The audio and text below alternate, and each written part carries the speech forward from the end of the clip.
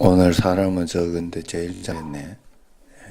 또 더 감동적인 건 다 먼 데 있는 분들이, 물론 가까운 데 계신 분도 한 분 있지만 진짜 감동적이고 감사하네. 우리 박수 한번 칩시다. 잘 또 이렇게 더 이렇게 그래서 가까운 사람들도 이게 있다가 보면 자꾸 매너리즘에 빠져요, 사람이. 그래서 문제가 되는 겁니다. 그래서 언제나 하나님 앞에서 이렇게 말씀 가운데 늘 깨어 있어야 하는 줄로 믿습니다. 볼륨 올렸어? 조금만 더 올려봐. 제가 몸이 지금 안 좋아요. 어제 그 토사광난 비슷하게 해가지고 병원 갈라다가 괜찮을 것 같고 해가지고 했는데 지금도 이제 땀이 좀 나요. 땀이 좀 나고. 그러면서 지금 조금 그래요. 그래서 어제 연락도 못 받고 아무것도 제가 못했어요. 건강이 참 중요하다 하는 생각을 한번 어제 하게 된 날입니다. 그렇게 여러분들이 이해를 해주시고 오늘 또 이렇게 부활절이 있으니까 또 오늘 오후에 또 여러 가지 행사도 있고 그러니까 이 사단이 힘들게 하나 하는 마음도 있고 여러 가지로 생각이 있습니다. 어쨌든 여러분 말씀을 잘 집중해서 들어주시기 바랍니다. 성탄절이 되면은 가끔 타 종교인들이 예수님 탄생을 축하합니다 라는 플랜카드를 붙여놓곤 하죠.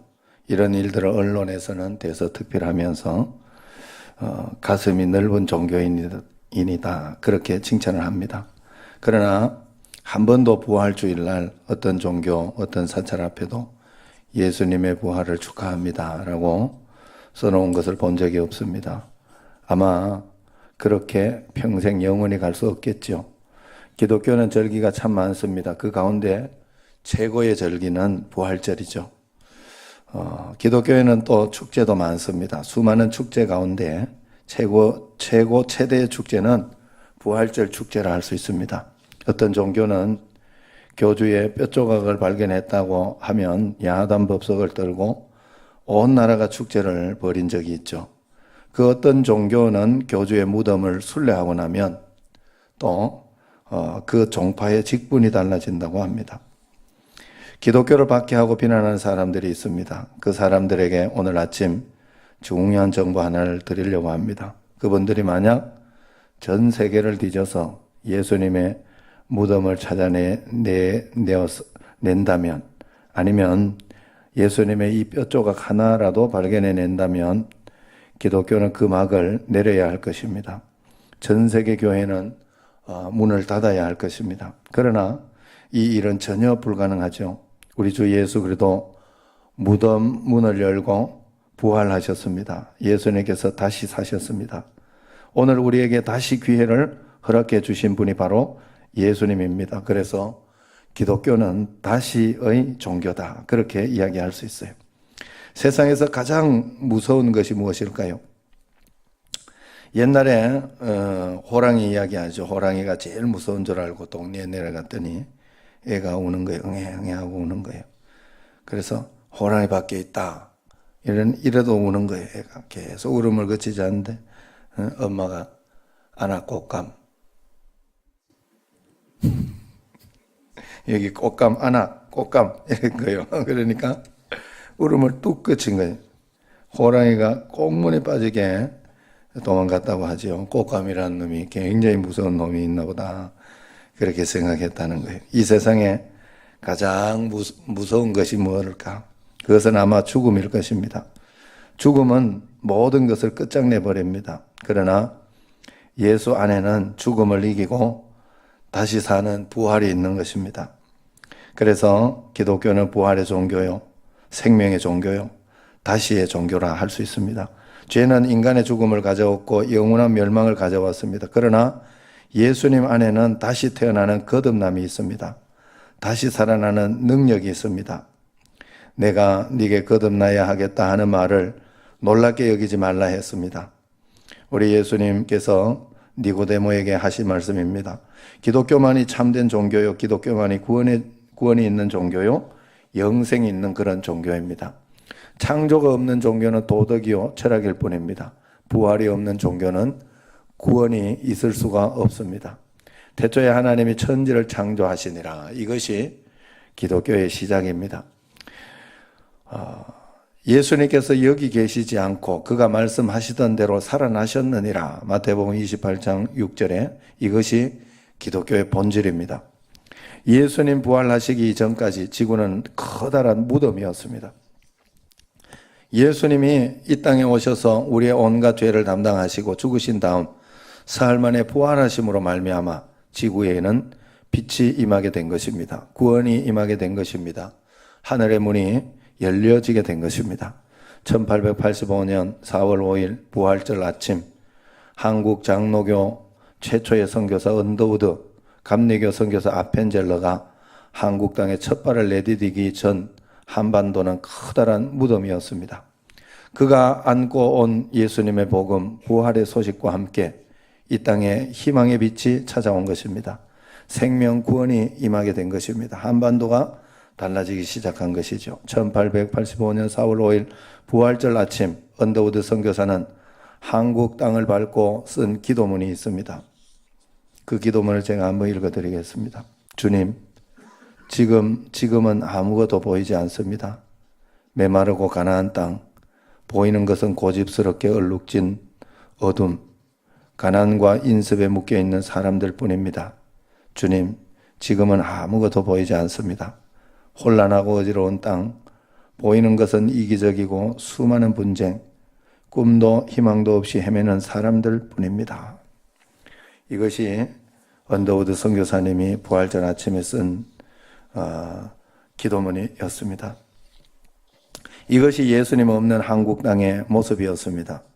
예수 구원, 예수 부활의 복음이 이 땅을 찾아오기 전 이 땅은 가난과 인습 그리고 분쟁에 갇혀 있는 커다란 무덤이었다 하는 것입니다. 결국 우리는 나라를 빼앗겼죠. 일본 제국주의로 또 무자비한 박해에 시달리고 있었습니다. 그러나 우리에게는 구원의 복음, 성령의 복음이 뿌려지기 시작했습니다. 그 모진 핍박 속에도 기독교 복음은 살아 꿈틀거리고 있었습니다. 기독교는 다시의 종교, 생명의 종교이기 때문에 모든 것을 잃어버린 것 같은 이 땅에 희망의 빛을 심어주고 있었던 것입니다. 일제강점기 3.1 만세운동 당시 기독교인들은 국민의 1.3%밖에 되지 않았다고 합니다. 그러나 그 1.3%의 그리도인들이 만세운동, 애국운동, 독립운동을 주도하고 있었습니다. 다시 우리나라를 다시 되찾았습니다. 이 나라에 강복을 주고 하나님께서 선물로 허락해 주셨던 것입니다.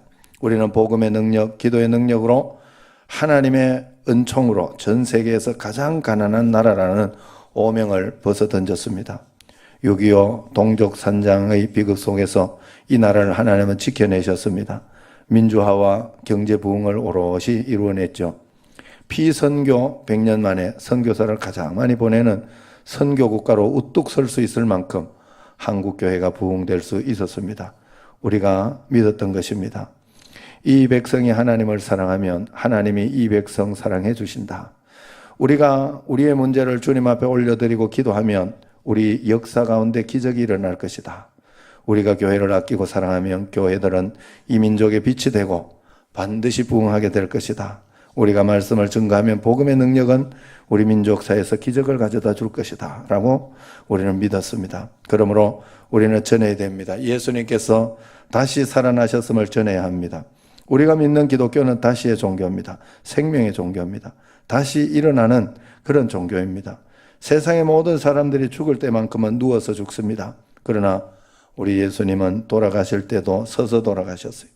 마귀가 그분을 무덤 속에 눕혔습니다. 그러나 사흘 만에 문을 열고 무덤 문을 열고 그분은 다시 일어나셨습니다. 부활하셨습니다. 우리를 일으켜 세우는 능력이 복음 안에 있습니다.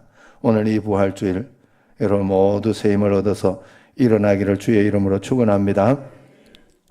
오늘도 부활하신 예수님의 복음을 전하면 마귀는 두려워 떨게 될 것입니다. 구원의 역사는 일어나게 될 것입니다. 교회와 가정들은 새로워지게 될 것입니다. 죽은 영혼들이 주님 앞으로 반드시 돌아오게 될 것입니다. 오늘 우리가 살고 있는 시대를 포스트 모더니즘 시대라, 현대 후기 사회라 그렇게 이야기를 합니다. 그런데 이런 사회에서는 종교다원주의가 판을 칩니다. 세상에서는 모든 종교인들이 서로 섬기자, 사랑하자, 봉사하자 이런 말들만 말하자는 겁니다. 기독교만이 가지는 독특한 교리를 말하지 말라고 주장합니다. 예수만이 구원이라는 복음을 전하지 못하게 몸부림칩니다.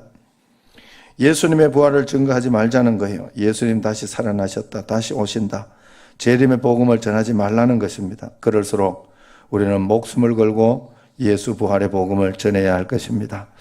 예수님이 부활하셨습니다. 우리도 반드시 부활하게 될 것입니다. 다른 이로서는 구원을 받을 수 없나니 천하 사람 중에 구원을 받을 만한 다른 이름을 우리에게 주신 일이 없음이라. 사도행전 4장 12절 말씀.